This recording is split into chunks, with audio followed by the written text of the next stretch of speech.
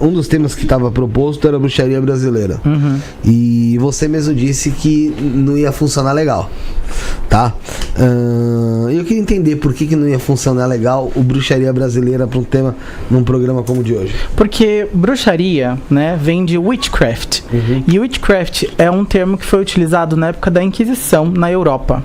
O nosso Brasil, ele tem as suas próprias raízes, ele tem as suas próprias práticas. Então, falar de bruxaria brasileira, de certa forma, é a gente tirar o nome original das práticas que estão aqui no Brasil, entende? Que é uma coisa que já acontece, a gente o tempo todo tenta apagar o que é da nossa cultura. E outra coisa também muito importante, que eu faço parte, eu sou um sacerdote wiccaniano, ou seja, as minhas vertentes mágicas, elas não são brasileiras, então, tipo, colocar ali, né, a bruxaria brasileira seria um erro, porque não faz parte também do meu paradigma pessoal. Mas mais do que isso, pra mim, acaba sendo um desrespeito com as práticas que são nativas do nosso país. Entendi. Isso. Porque assim, já teve uma vez, teve um programa que a gente fez, não sei se foi esse o nome, era Kimbanda, a verdadeira bruxaria brasileira. Algo do tipo, acho que era. Você considera que de fato, porque assim, eu entendi o ponto que você falou sobre a bruxaria, né? Mas você concorda que possa ter crescido ou se acrescentado aqui no Brasil formas de bruxaria que não sejam talvez associadas mesmo a essas europeias? Sim, eu acho, na verdade o que eu acho é que a palavra bruxaria no Brasil se tornou um grande guarda-chuva de práticas. Então a gente vai conseguir associar essa palavra a diversas práticas que primordialmente têm alguma relação com a natureza. Porque a ideia da bruxaria é essa, é a reconexão da figura humana com a natureza em si.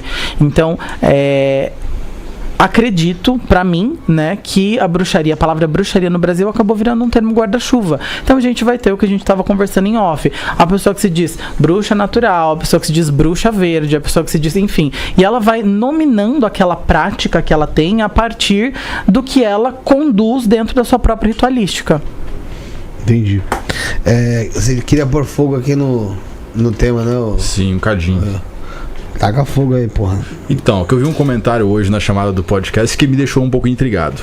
Era assim, um podcast sobre bruxaria e só tem bruxo homem? Tá ligado? Eu pensei, realmente não é que só tem bruxo homem? Só tem bruxa mulher, na verdade? Normalmente mulher que fala de bruxaria. Eu queria perguntar pra você, é mais comum mulher na bruxaria? E também como é que é a interação com o espiritual para mulher e para um homem?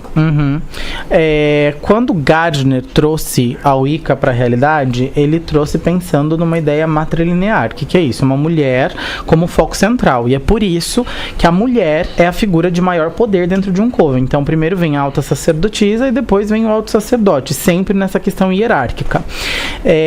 A ideia, até relacionada a alguns mitos, né, falam sobre uma deusa incriada e criadora. Então ela surgiu do nada e a partir dela ela criou o Deus. Então primeiro surge a deusa para depois surgir o Deus. Isso também vem de uma ideia primitiva da onde o homem Neandertal, né, quando ele começou a compreender... Quer café? Eu quero café. Quando o homem Neandertal começou a perceber alguns movimentos de vida, ele olhava para a lua cheia no céu e olhava para a mulher redonda, grávida, e dali saía a vida. E ela sangrava e não morria. E os homens, se eles se cortavam e sangravam muito, eles morriam de infecção, ou seja lá outra coisa. Então ele começou a assimilar de alguma maneira aquela lua, aquela mulher com uma força divina. Então a primeira face da divindade foi a feminina. A gente vai ver as Vênus, por exemplo, em diversos sítios arqueológicos, que é aquela figura gordinha, peituda, sem necessariamente um rosto.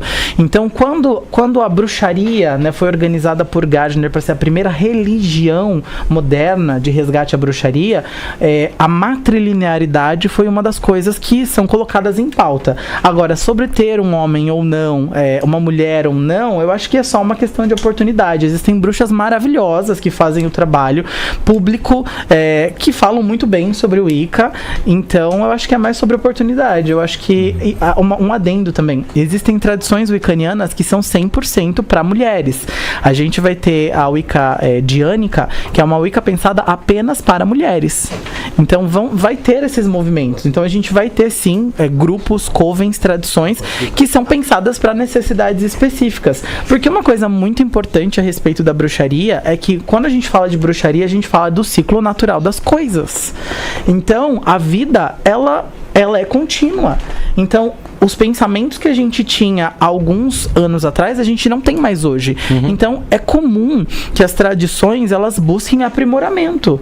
E, conceptivamente, a gente vai ter tradições que vão ter olhares diferentes de como se praticar bruxaria. A gente tem um aqui conhecido, né? O Bruxo Fagundes. O Bruxo Fagundes, se trata como bruxo. É que assim, tem o Bruxo Malagueta. Sim, Bruxo Malagueta.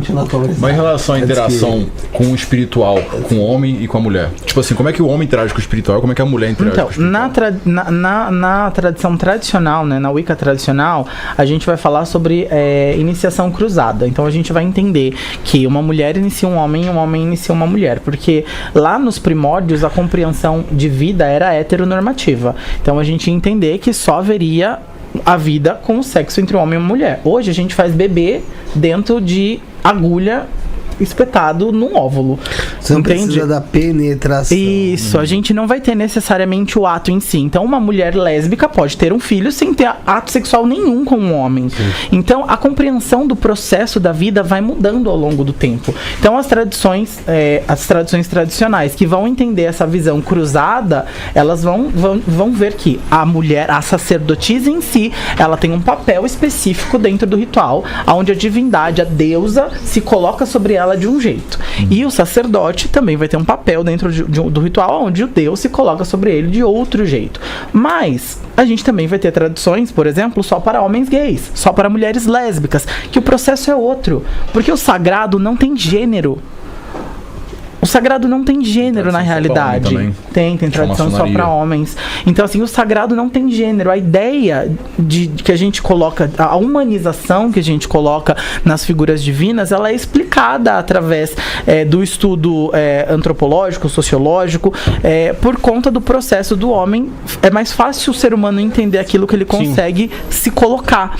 Então, a gente vai ver essa ideia de forças divinas se tornarem humanizadas no processo mais antigo, onde a natureza, ele não sabia explicar questões da natureza, então ele dizia que aquilo era um deus, uma deusa, porque era mais fácil humanizar aquele processo necessariamente do que ele conseguir explicar ali com o que ele tinha.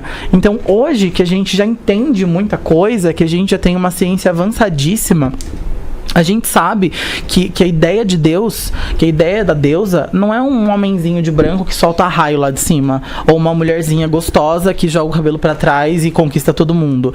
Não, é muito além disso. Então, essas coisas também vão mudando ao longo do tempo. Só que, sério, que um negócio